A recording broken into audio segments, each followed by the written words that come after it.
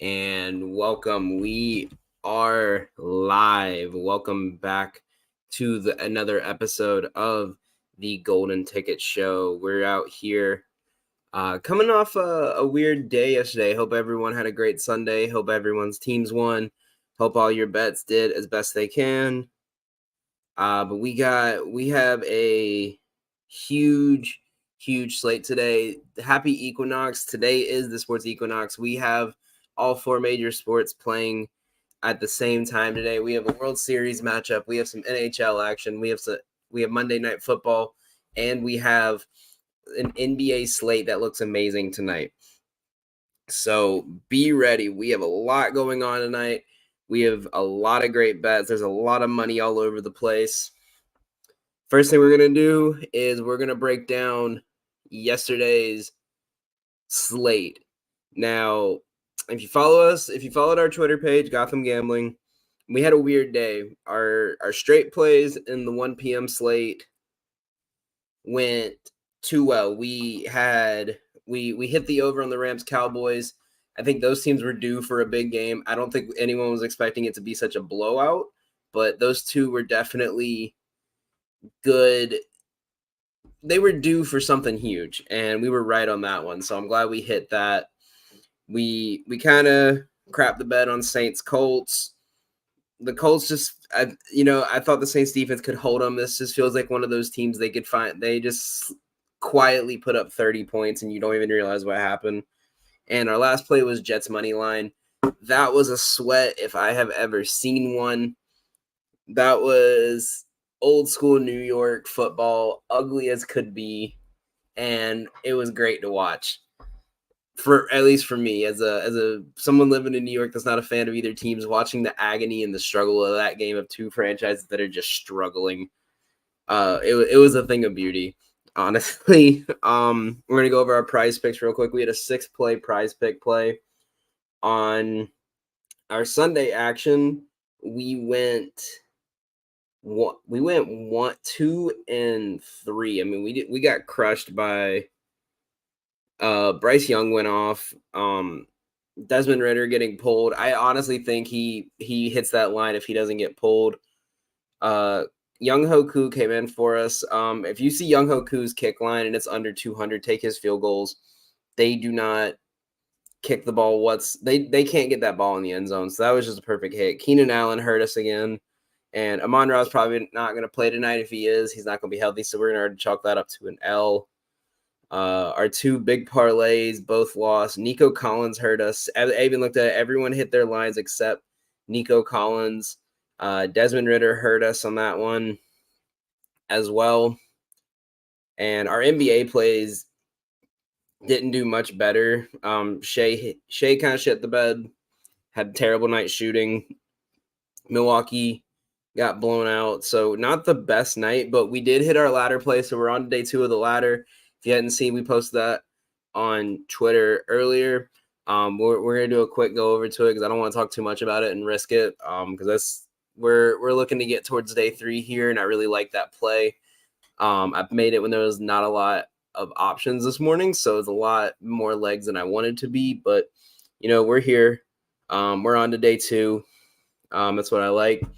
So that's how we did Sunday. Wasn't the best night, but we still managed. We only managed to go down about 2.5 units. So we are still up.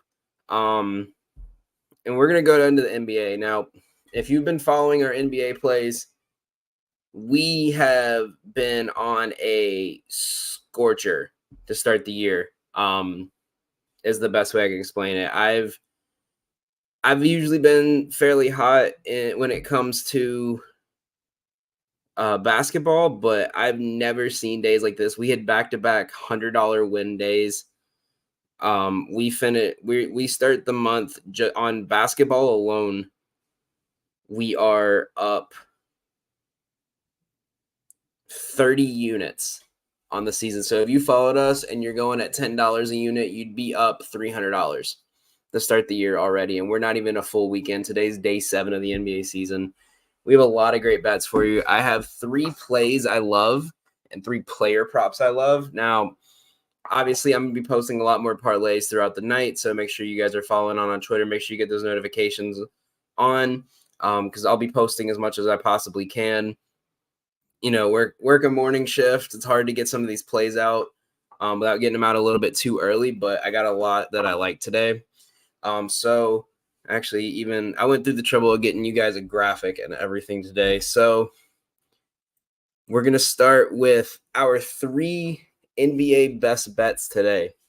So our first one is the Nets plus 3.5. Now, this one's a really weird game. The lines are kind of all over the place. I took this about 3 hours ago. The best odds you can find them at now is +1.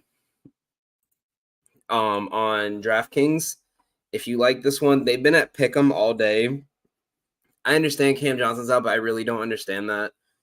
This Hornets team is just atrocious, and I think they're just rocking off the fact that the Nets have struggled their first 2 games. But when you look at who they played a Mavericks team that has something to prove this year. They played a Cleveland team that they held on to pretty well for a team that's attempting to contend for some kind of relevance and title hopes this year, I guess is the best way you would say them. You have a team that there's no real other than Cam Johnson, no one else is injured. Their full lineup's in. You have a guy off the bench that's putting up 30 a game against a Hornets team that is just no defense, half-assed offense. They're not good this year. They're trying to ease LaMelo back in from injuries and risking playing him too much and hurting him. But, Rozier has kind of cooled off this year.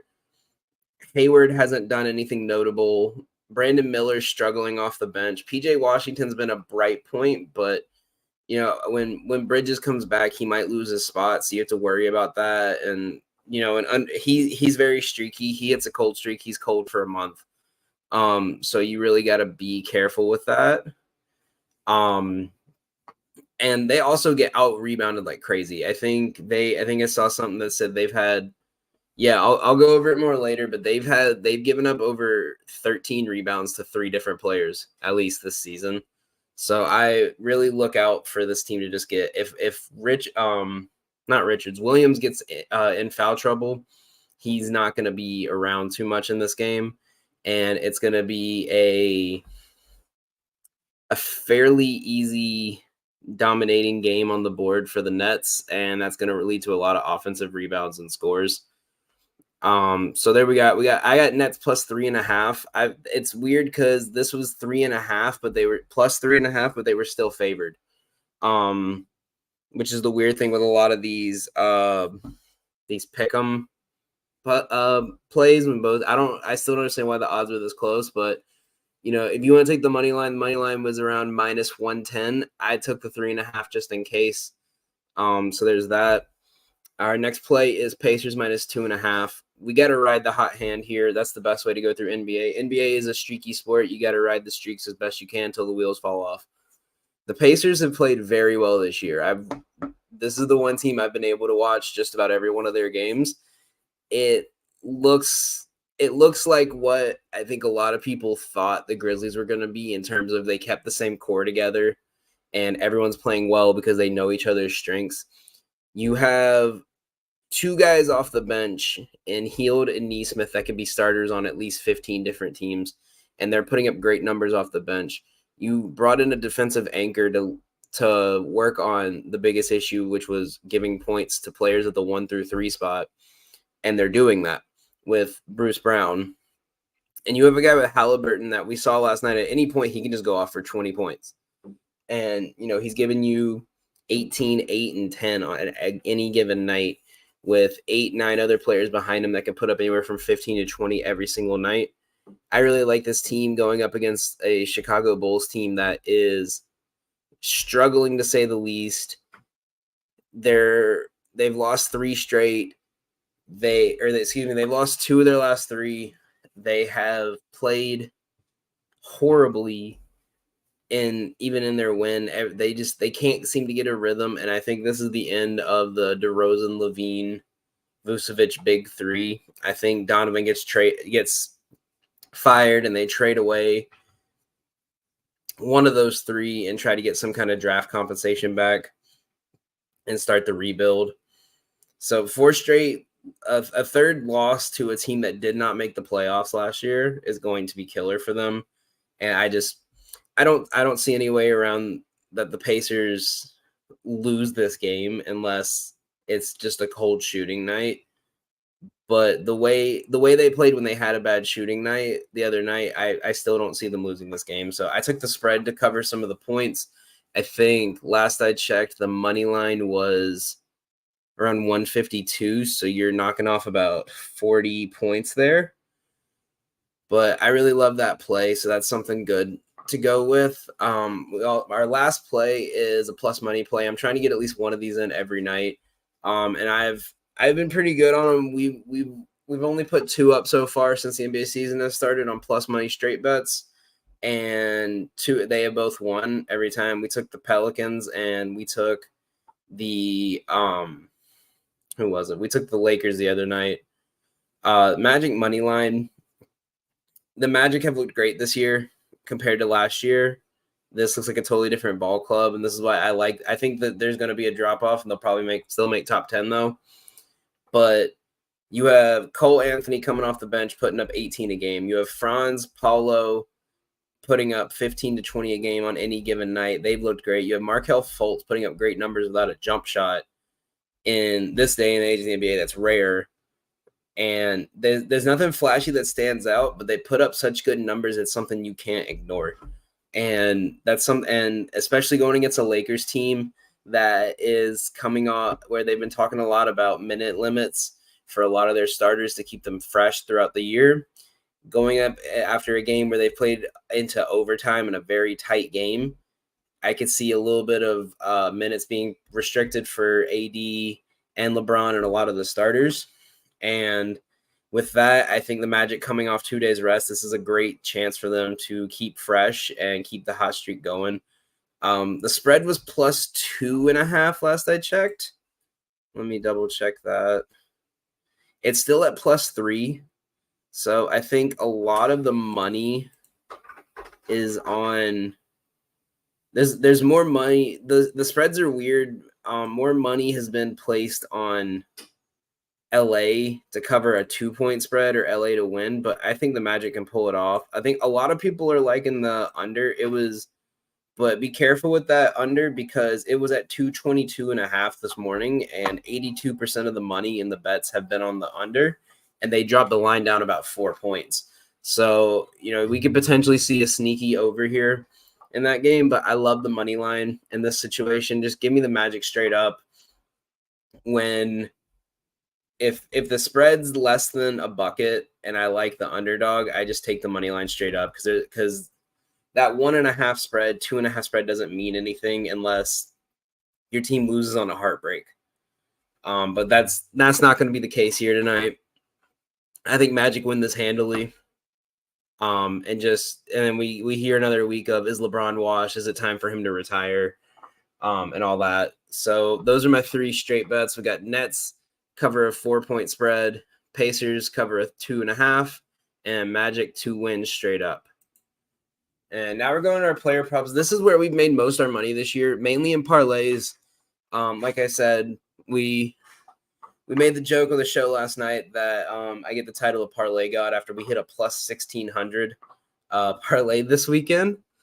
But we'll get into that later because we're going to go over something similar to that.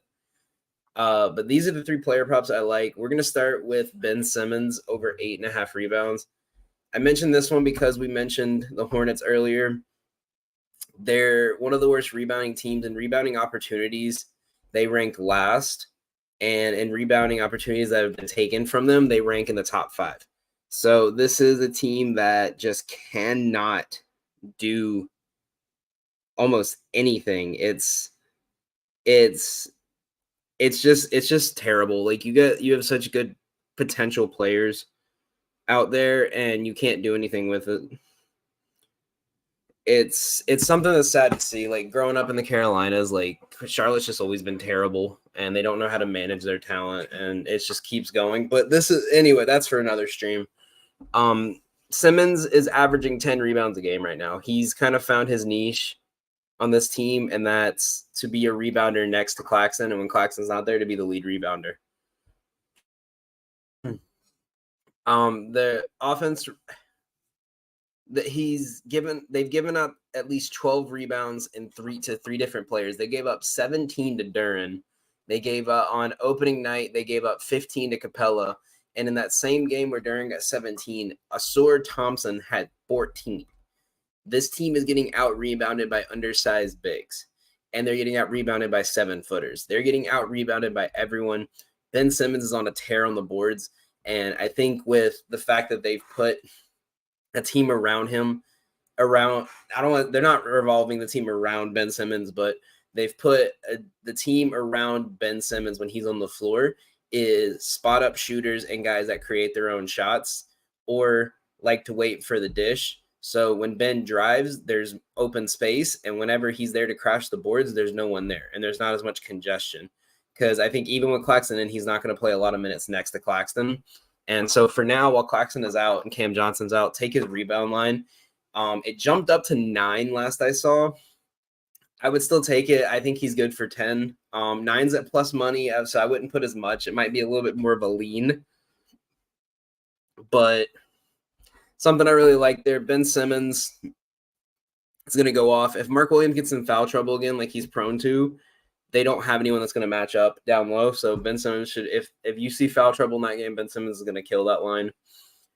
Our next one is Tyrese Halliburton over 10.5 assists now. So I saw it move down to 9.5. I've seen it move up to 11, and I've seen 10.5 at like plus money. But I caught this at exactly plus 100. I probably have another one that's at like minus 102 that I did this morning, and I just saw it go up, and I had to. This offense revolves around him, and the way it's playing is great. He can score on his own. He can score off the catch. He can score without the ball. He can dish. He makes all the players better around him, whether it's a pick and roll, pick and pop. They don't even run those types of plays. It's just when he can find them when they're open, and he can find them even when they're not open. And he's going to lead the league in assists this year. He's putting up 20 and 11 a game. He's finished right around 11 twice, but I really think with the way this team can stretch out the floor, he can get to the basket and force a drop down, especially if this game stays close, because the Pacers have a habit this year of either blowing a team out or they've let them hang around a little bit too much. So if they let the Bulls hang around, he's definitely hitting this. So if you see this game turn into like a 15, 20-point game, take a cash out if you see it. I wouldn't even risk it, but the plus value on this, so I have it written down. I caught it this morning. This morning I saw it at 111, and the expected value on this play was 104, and then I saw it drop down to a 100. So, but I still like the play even though the drop down was so significant. And so if you don't know what the expected value is, it's when they run simulations of the game, if the value is higher or lower or is more beneficial, if they basically misread the line and it should be something that's a little bit more beneficial for you. Like, for example, this was plus 111. They said they're overvaluing it and they're undervaluing it. And it should be at plus 105. So that's when you take it because you're getting 6 points for free, basically. He should cash this with ease. I'm already sick of this Bulls team. I know Doug's gonna kill me for that one, but this Bulls team is it's depressing, and I think the Pacers are just going to hammer another nail in their coffin and do it with so much pace and style that you don't know what happens. And our last one is our poster boy right there, Michael Porter Jr., Mr. Never Swing the Rock. He has been crazy on the boards this year. So I don't know why this line isn't higher. He has hit 9 or more every game this season. In the first quarter alone, he's averaging 5 boards a game. He had 7 boards in the first quarter against the Thunder. He had 4 against the Lakers. He is crashing the boards, and it's taking a lot of this stress off of Jokic, and it's taken a lot of this stress off of this team, knowing that they don't have to go out and get more big men. They don't have to keep putting these big men in. They can run their system how it's designed, because now they have a 6'10" guy who can shoot the three and dominate scoring wise, but he's crashing the glass. 7.5 rebounds against a team that Walker Kessler is having a bad year right now. I mean, granted, it's 2 games in. Obviously, you can't really say he's having a bad year, but he's not. He hasn't had the best year so far. He hasn't had the best couple of games. To the point, his rebound line is like 6. He had 4 rebounds in his first game, and you don't really want to see that from your 7-foot defensive player of the year candidate on your team. I think there's going to be so much focus on Jokic that Porter Jr. is going to be able to get back in there. I think this is the one team that you should worry about because of their height, that he might get out-rebounded, because a lot of these teams have been playing small ball. But I just think the way the Jazz have been playing a lot of transition D, so they're not going to the rim as much on shots, and I think that's where Porter Jr. can succeed.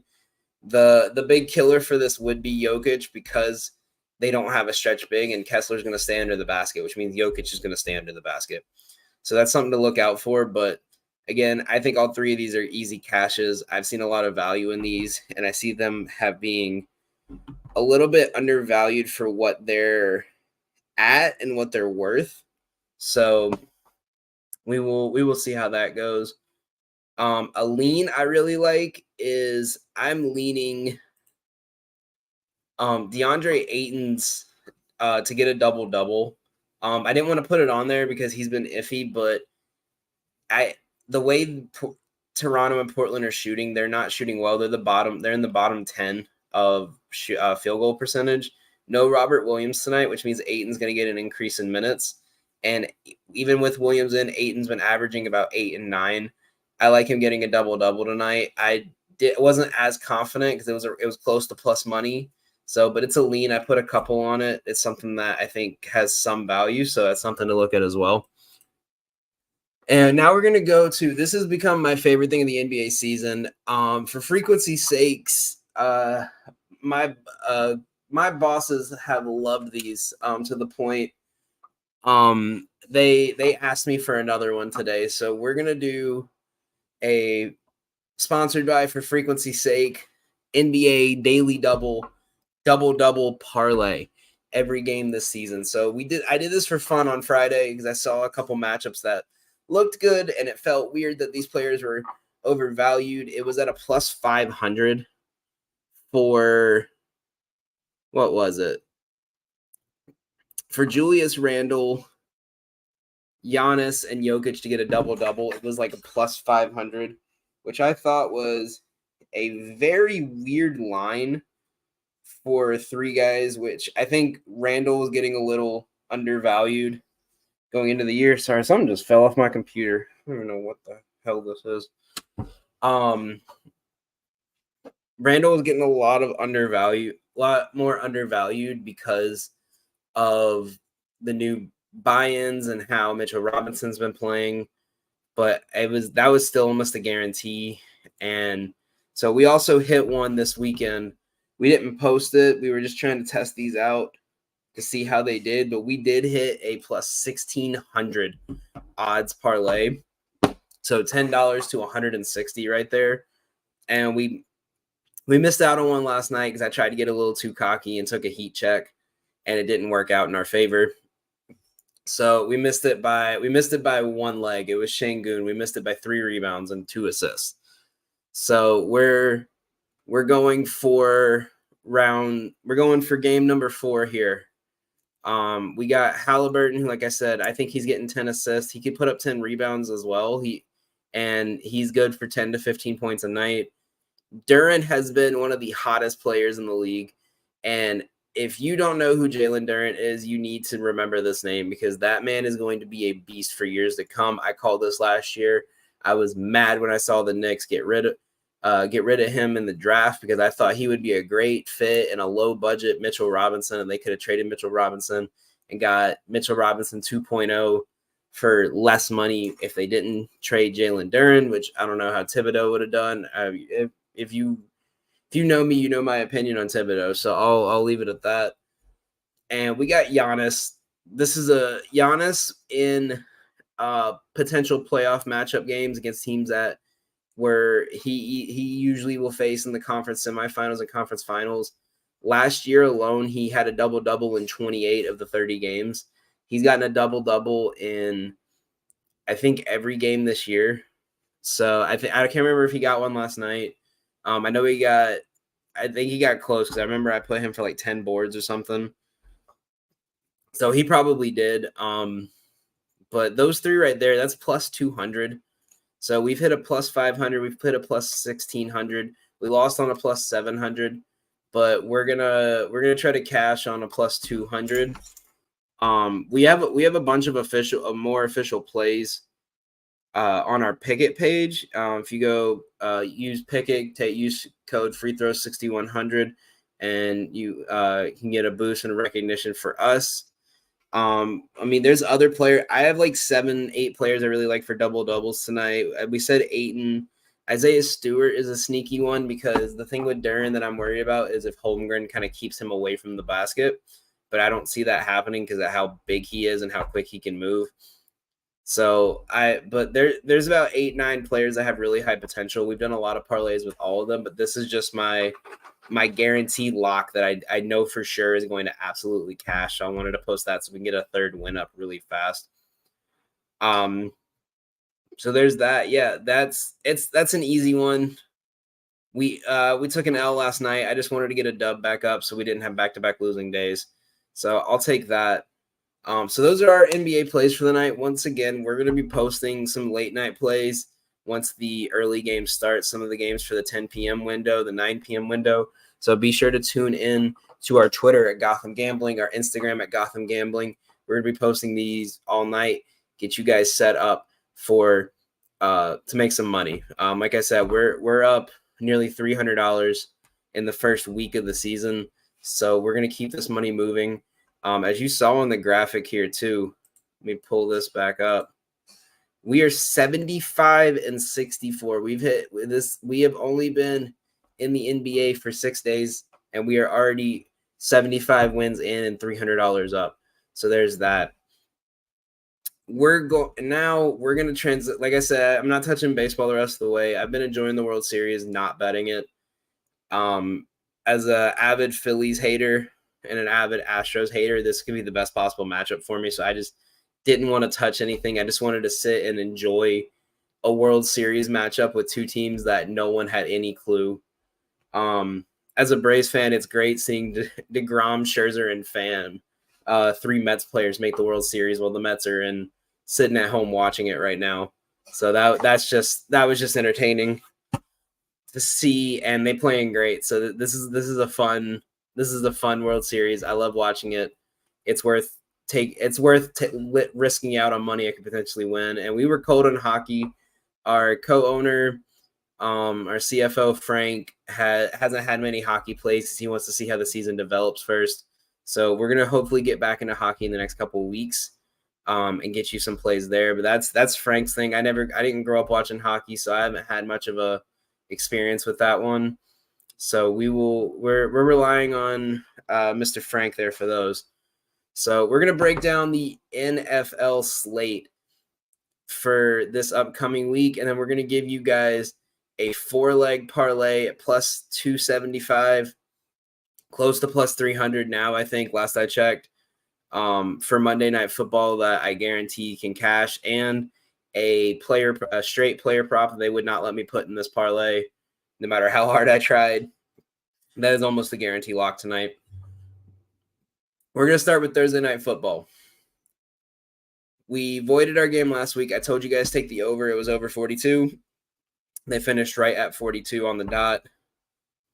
This week's game is going to be this could be one of those games that it's either terrible to watch, it's not anything that's going to be fun. It's going to be one of those games where everyone turns it off at halftime and talks about how bad primetime football sucks. These two teams are so bad. And the only reason I'd be watching this is just because I want to see if Will Levis can do what he did last week again. I want to see if he can go off for 4 touchdowns again against a much better defense than what he faced in his first day. Now, we don't know if Kenny Pickett is playing. He's still listed as questionable last I saw. So there is that. I think the spread's kind of stayed the same. I think it's going to stay the same regardless if he plays or not. But Kenny Pickett is Zach Wilson with a Hall of Fame coach. I've said it multiple times, and I will stand on that statement. Vrabel has not been the best coach for Tennessee, but I really, really want to see what Levis does with a full – now that everyone knows what he's done and he can be scouted against a good defense. So I think if you had to take something in this game, I would take the under. I think this game's going to be very low scoring. Matt Canada cannot call an offense, and this is a perfect opportunity to expose him because this is one of the worst secondaries in the NFL. And if Matt Canada cannot get Kenny Pickett to throw for at least 250 yards against this secondary, then he needs to be fired and burned at the stake. At this point, this is going to be a very low scoring game. You're going to see a lot of 7-8 minute long drives that end in field goals or 3 and outs. If I had to take anything gun to my head, I would take the under, but if not, I'm not touching this game at all. That it's unless I see something last minute, and of course I'll let you guys know that before anyone else. But there's just nothing in this game that makes me think this is going to be anything I want to watch. I might usually on Thursday nights I stay up a little later just to watch the game. I'm going to bed an hour earlier just to catch up on sleep so I don't have to worry about this game. Our Sundays, take it or leave it. We're gonna start with the 1 p.m. slate. This is another one of those weeks where we're at the point of the season where we just have to wait and see on every team. There's no like guarantee locks that you could catch opening day. There's a couple of spreads that I think when it gets to Friday or Saturday, you're gonna say, "Damn, I wish I took that on Monday because the spread was so low and I could get an easy win." But we're gonna start with the game in Germany. I'm gonna take the Chiefs over. They have not hit, and they've struggled to get past 50 points this year. They have not hit it once. We went on a rant about Taylor Swift and the Chiefs on Sunday. I'm not even gonna go back over that one. But the Chiefs, after a loss, are 40-11. And these are two of the most high-powered, fun-to-watch offenses. I think this game could go over. I think as we learn a little bit more, we hear Patrick Mahomes is fully healthy from whatever stomach bug he had. This could go up even more. We've seen some very fun games. I think we're 1-1 on international games on the over. But those were very low. Those were like 39-40. This is the first one that's like a 51-52. But I just think as solid as the Kansas City defense is and as many holes as the Dolphins defense has, this is going to be their first test with Jalen Ramsey. I think Mike McDaniels has enough tricks up his sleeve to put up at least 3 touchdowns. And Patrick Mahomes is going to be able to put a drive together against this defense at least 2 to 3 times. I could see this game getting close to 40 points by halftime. So give me the over on that one. And we're obviously going to monitor that. If we see it go too high, if you see it go closer to like 53, 54, then just leave it. I don't think they're going to get that high. Or if they do, it's going to be a stretch. But take it. And if it goes under 50, I would stay away from it just in case. But that's where I'm keeping my line at right now. The other one we're for sure going to take this week is the Browns team total. They have hit their team total in every game this season but one. They have a backup quarterback that's in. If you look at his stats, he is not good. He has thrown for 1 touchdown and 5 interceptions. He has like a 10 QBR. He has not looked good at all this year on paper. But when you watch the games, he looks like a starting caliber quarterback on, I wouldn't say a playoff team, but he would be a good bridge quarterback. I'm high on PJ Walker just because I got to watch him play a lot in Carolina, and I really liked what he did. But there's something weird with this team that every week it feels like, oh, the Browns suck. We're going back to the old Browns. They don't have any offensive weapons, but they somehow put up 24, 25 points every week. Their line was at 20.5 last I checked. Excuse me. Sorry, God, my throat's killing me. Their line was at 20.5. Against the Seahawks, I think they put up good numbers. Against the Cardinals, they should be able to put up 3 touchdowns in the game. The only way I could see is if it's like 17-0 going into the fourth and they just run the ball. But I really like what they're doing with PJ Walker. I think he's earned enough spots. And I think even if Deshaun Watson plays, I think they could still hit this line because I think this is going to be a Jerome Ford, Kareem Hunt type of game. So I really take their team total as best you can. I would say if it gets over 4 scores, if it gets closer to like 24, then I would stay away. But right now I would take it up to 22.5. So then we're going to go with our leavings. On the 1 p.m. window, there is not a lot of leavings or takings. It's a lot of kind of just hold and wait till questions are answered. But the one leave we are taking is Patriots and Commanders. You could not pay me to bet on this game. These are 2 teams that I have hated betting for the last year and a half, 2 years. 2 teams that, like Belichick, you can't bet because you never know what he's going to do. You never know if he's going to throw the ball 50 times or if he's going to run the ball the entire game, and you're going to see like a 7-3 game. Washington has been the most spotty team. They look terrible against the Bears and the Falcons. Then they look like playoff contenders against the Eagles. Granted, they still lost, and the Eagles always play bad there, but how do you go from getting dominated by the Bears to nearly beating a Super Bowl contender in like less than 2 weeks with a coach that's kind of on the hot seat? I think they'll do good. But this just looks like one of those games where you see, bad throw by Mac Jones, bad throw by Sam Howell. This guy gets sacked. This guy fumbles, and it's just going to be a turnover kind of snooze fest game. So I'm staying away from that one. The ones we're holding on, but I really like. I like the Falcons spread at 3. Last I checked, it was 2.5. But we are looking at a 3.5 is the best line. It's anywhere from, I've seen a couple 5s, a couple 4.5s. But the best line I found, FanDuel has it at 3. I really like that. But I want to see what the Vikings do if they try to sign a quarterback. There's a couple decent options they could go after in free agent, like that's a free agent right now. Or if they just go after, or if they just stay with their backup rookie. I mean, you don't have the best options, but you got, well, let's say Kirk Cousins. I don't know why Kirk Cousins is on that list. I mean, you got players like Carson Wentz you can go after. It just depends on what they want to do. If they decide, you know what, we're just going to tank, and they stick with a terrible quarterback, and they just decide to rest Jettas the rest of the year, so be it. It'll be horrible to watch, but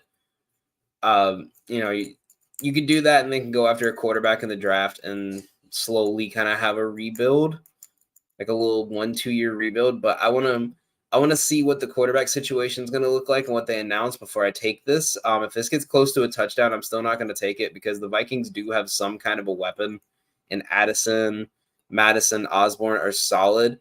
And even though the Falcons are at home, I just can't trust the Falcons on anything this year. They have been the team they're that one team that I always seem to bet because I find something that makes me think they're going to pull it out, and then they suck. Last year, I think it was the Steelers for me last year. I kept thinking the Steelers were going to have a great game, and they would get blown up by 30. And, then I fade them, and they win by 20. And that's what the Falcons are to me this year. I faded them in Tampa Bay. They dominated. I tailed them in a situation where they should have easily won, and they go down like 21-3. So that's a team we're holding on. If I bet on them again and they lose, they're going in the ban bin. We're just gonna get rid of them at this point. And then on our Sunday night games, Sunday night and Sunday 4 p.m., I'm taking the Cowboys Eagles over. Cowboys needed a much needed over last week and a much needed high scoring game. The Eagles defense has looked very spotty. against some of these bad teams, but they've looked great against like playoff contending teams. So I want to see what it does here. But I think with the rivalry, the last time these two teams played, they scored 60 points combined. I like their over. Last I saw, I took it at 50. I think it was at almost 50.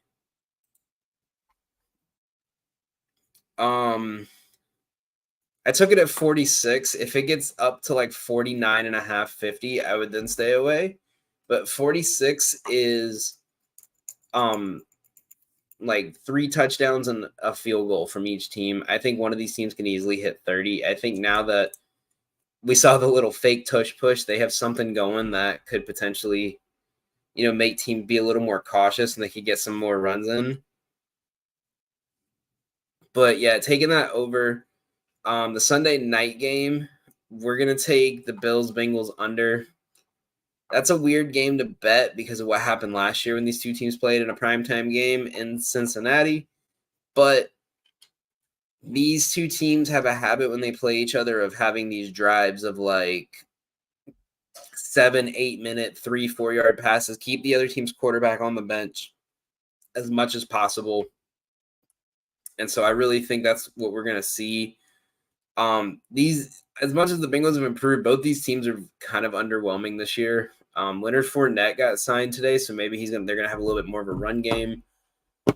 But Josh Allen just has not impressed me this year. I mean, he's had a couple great games against bad teams and that one good game against the Dolphins, but he could go off for 400 yards again, or he could just look like he's looked the last couple of weeks. So I think that game's gonna go under. I think they've game planned for each other pretty well this week. Gonna game plan for each other really well. And it's going to be a slow game, but I think it's going to be a fun game to watch. And we are leaving. We are not touching the Giants game or the Colts game. It is the Colts versus the Panthers. And I don't want to touch anything on that. Minshew got hurt at the end of the game. The Colts are just those weird teams. I think they're going to easily win this game, but I think people might be buying into the hype of the Panthers. But the Panthers could also come out of this with some kind of a rhythm after a big win on yesterday, and the Colts having that tough loss. But I think there's too many personal scenarios in that game with Tony Brown having a bad game, their defense struggling in Indy, and Bryce Young winning his first game against the guy who was picked right after him. So I think there's too many scenarios and like these little storybook things that are in this game to even worth touching it. And I'm staying away from the Giants game. Daniel Jones is back, as they've confirmed. Garoppolo is back, as we're going to see tonight. But the Giants are god awful. Dable's got to be on the hot seat after that last night. There's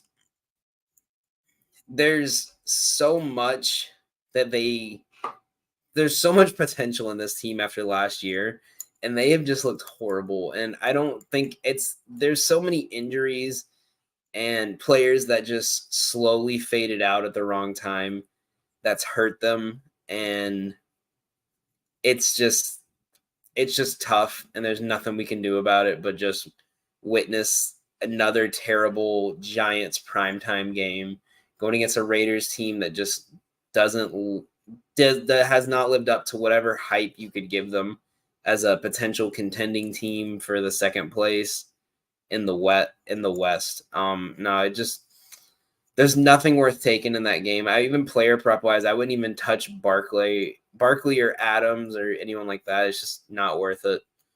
So there we go. That's our 1 p.m., 4 p.m. Take it, leave it. We're going to do an update on them on Friday. We're going to post the best bets on Substack on Friday. So be sure you guys are subscribed to that and tune in.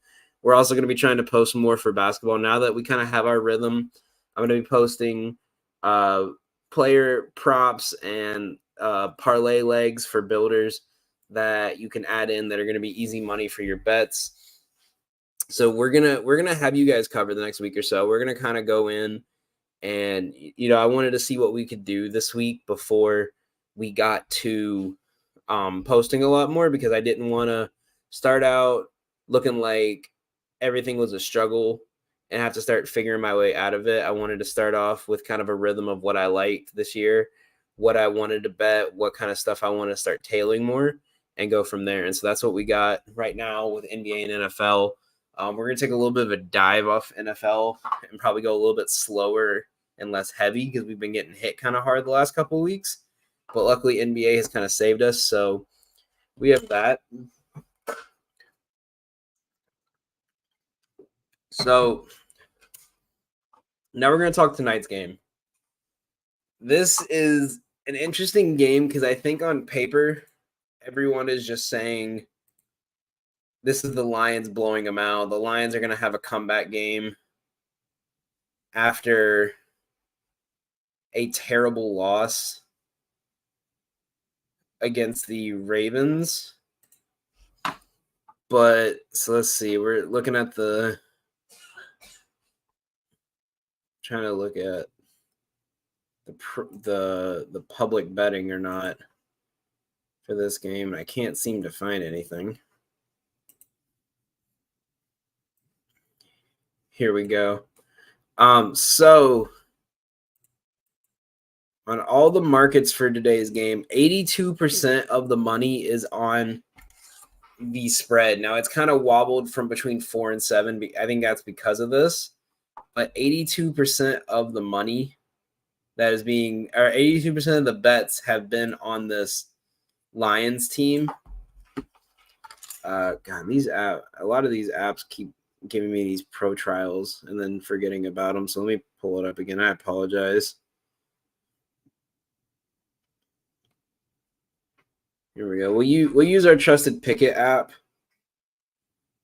So 97, according to the Pickett community, which is about $3 million, 145,000 bets are on this. We have 97% of the money on the Lions money line. 86% of the money and 80% of the bets are covering Lions on the spread at 6. And we have a pretty even split on the over under. So that's not even worth looking at, but a lot of people are high on them and the line hasn't moved, which means I think Vegas knows what's going to happen today. And I think Vegas is kind of ready for it to take a hit today. I think the Lions are going to have a good bounce back. I think this is a must-need bounce back with they're pretty much in charge of the division with the Kirk Cousins injury and the Packers and the Bears being where they're at. But this is a team that knows they can't get lazy because they're going to struggle if they get lazy. And against a Raiders team that has nothing to lose. But I think the way they got beat last week, they're going to come out strong. They're going to try to shut this run game down as fast as possible and force the ball into Jimmy G's hands, force him to throw the ball down the field. And as much as they don't want to, I think they can live with Garoppolo throwing to Adams and Myers versus they can live with if Josh Jacobs gets going. But luckily for them, Josh Jacobs has not got going all year. He's been coming off, I think it was like an off-season surgery. He's really not played well. He's been struggling most this year. So we'll talk about him later. We got our parlay coming up. That we got for tonight. It's already been posted on. We post all these plays on Twitter throughout the day. So if you are watching and you get these plays, just know Twitter, Instagram sees them a couple hours before the show, so you can guys get the best lines possible. Not hating on Michael Mayer. Don't worry about that. We're not hating on Mayer. We're talking about Jacoby Myers over here. Mayer's set up for a good game. I think he's going to have a decent game today. You know, as we've said a couple of weeks ago, who is Michael Mayer? He's going to be the next tight end one, the next Travis Kelce, according to For Frequency's Sake's main show on Sunday. But can Jimmy G come back and put something together? I don't think so. I think the best he can do right now is just prove his worth. I think he's on like a 1-year deal. I can't remember, but if he is, like they're fighting for some form of to see if they can finish second in the West. and kind of get a rhythm back. He's been in and out so much that they've kind of lost the rhythm. So I think the next couple of weeks are going to be a struggle for them. And I think they have a great matchup next week for him to get that rhythm back in the Giants. Again, we're not touching it. I'm just making a point. I think they have a chance that's a good game that they can really kind of hone in on that secondary and try to get that connection and that touchback. So look out for that. But this game starts and ends with the run game for both teams. And the Lions just have too much of a good front seven for Josh Jacobs to get through and this line to stop. And I think Jimmy G is going to be in for a rough game tonight. So with that being said, last thing we're going to do before we go over our Monday Night Football parlay. Once again, real quick, if you guys have any gambling questions, any fantasy lineup things for tonight, shoot them our way on Twitter, shoot them our way in the stream. We'll get to them before the end of the night, and we'll make sure you have as much possible chance to get as much possible money as you can. I said possible way too much there. So we have our 4-leg play Monday Night Football parlay of the night. It's at plus 274. I think I re-put it in about 10 minutes ago, and it was around plus 280. So I think the lines have went up just a bit. So we got Jared Goff, 225 plus passing yards. A lot of people are fading him today. I've seen a lot of money on his under, which I think 276 is a little high for him after last week, especially with Amon Ra. More than likely, if he is playing, he's not at 100%. I haven't seen anything that says he is or isn't. I think he's still listed as game time decision. No, he is playing, but I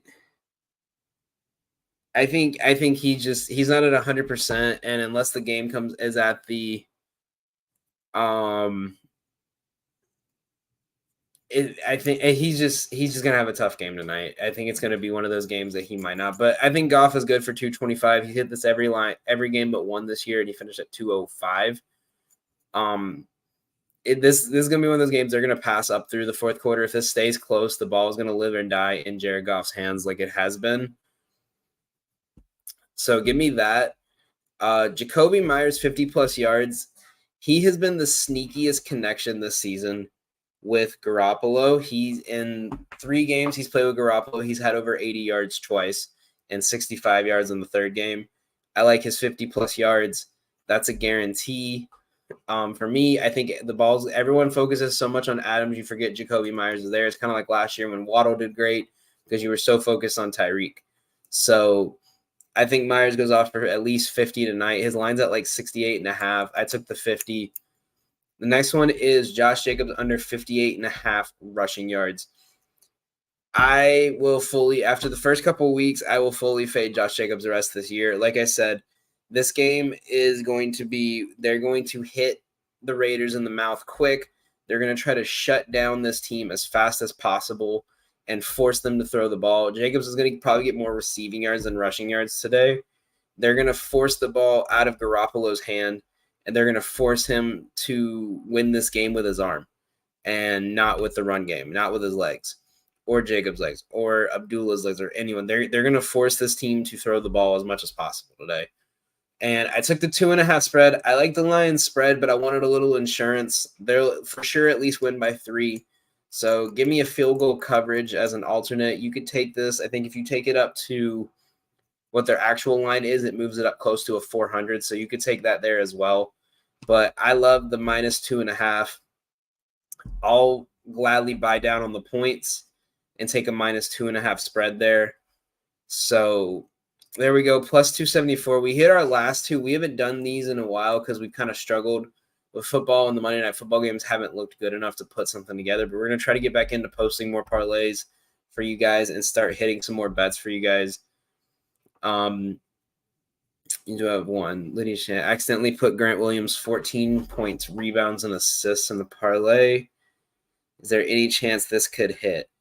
I think so. I think this is one of those matchups. I think he's probably coming off the bench tonight, but this Mavericks team does not play defense, and they're going to be forcing the ball down low I think every play always has a chance of hitting, especially in the NBA. These lines aren't just there to screw people. 14 points, rebounds, and assists should be good for him. Let me actually check his stats this year real quick to make sure I'm not lying to you. So in his 2 games this year, he's hit this once and he's missed once. The assist line's a little shaky. He hasn't gotten an assist this year. But when his shot is on, they're feeding him the ball. He had 17 points game 1, 5 points game 2, and against a team that's missing all their big men and they're relying on guys who don't normally play the 3 or the 4. There's no height mismatch for him. So I think he'll be able to take advantage of that and put some points up. So I like the 14 points, rebounds, and assists. The only time he missed this by two. So I think that's something that could definitely hit. So be on the lookout for that. Or if you're not feeling as comfortable, watch it and look for a cash out. It's probably the best advice I could give you there. So there we have it. We're going to be real quick. I'll go over. We have a couple prize pick plays that I really love today. We're going to go over one real quick. It's a 2-leg. We're going to do Jaylen Brown over 20.5 points. I like this more at 19, but give me 20. I'll take an extra point on that. This looks like a game where Jaylen Brown's going to be able to take advantage of not being guarded by a top-tier player. Kuzma's going to be on Tatum. You're probably going to see Denny, or you might even see Jordan Poole on Jaylen Brown, and I think this is one of those games where Tatum unless Tatum goes off in the first quarter, he's going to kind of step to the side, and he's going to focus on rebounding. They're going to get the ball to Jaylen Brown as much as possible. I also like Drew Holiday's assist line under in that game. A lot of people have noticed that Drew Holiday is not having the ball in his hands, and if a game stays close, the ball is not going to be in his hand regardless. He's turned to a spot-up shooter. So if he hit his assist line game 2 this year, he missed it game 1. If you see it and it's starting to get and it's around 6 to 7, I would definitely start taking the unders on that. So that's something to really, really look at well. But then the other leg of this is Obi Toppin under 4.5 first half points. He's not hit this year. Obi, I think, has a bright future in Indiana, but they have not used him well so far this year. He's only usually his backup's been Aaron Nesmith, and Nesmith's been going off, so he's been cashing on that a lot. As Nesmith's been playing majority of the minutes, and Obi's only getting about 9-10 minutes and taking 1 to 2 shots. So I don't think, as much as Pat Williams is kind of a fraud on defense, I don't think Obi's going to be able to put up 5 points in the first half. I think this ball is staying in Bruce Brown and Halliburton's hands, and Matherin's hand. They're gonna kind of force Obi to kind of create his own shot, and it's not going to go well. So there we have it. Once again, we'll go over these plays one more time. We have our Monday Night Football play right here. We have Halliburton, Duran, and Giannis double-double parlay. Our 3 best bets on Ben Simmons, Halliburton, and Porter Jr. And the Brooklyn Nets to cover a 3-point spread. The Pacers to cover a 2.5-point spread. And Magic as an underdog to win tonight in LA. There are all of our plays tonight. That's all we have for you guys tonight. Be sure to check out our Twitters. We're going to be posting a couple more plays throughout the night to get you guys some more late night plays, because I know I focused a lot on the games that are at 7 for the next couple games. So be on the lookout for all this. Thank you guys for watching. I really do appreciate it. We're starting to get some more viewers each week. My goal is hopefully we can get like a steady fan base in here. We can get a lot of people on here every single night asking questions, get kind of a community growing with betting. Be sure, if you guys love these bets, if you guys love the things we're doing, be sure to send us a message at For Frequency's Sake or at my page at Gotham Gambling. We have a Slack page we're running where we have a best bet group where everyone posts their winnings, everyone posts their bets. We talk gambling, we talk sports, and it's something that we're trying to get you guys more involved in. So make sure you guys check that out. Feel free to reach out to us so we can get you guys in. We post plays that we don't even post on Twitter. We post plays that we're just kind of thinking about. You know, we had someone post a plus 1,800 play today. I posted a couple plus 700s. We do everything from just straight bets to the degenerate, make $1 million off $100 type plays. So be on the lookout for that. We're going to be posting some links for that soon. Thank you guys for watching. Have a great night. Best of luck on your betting.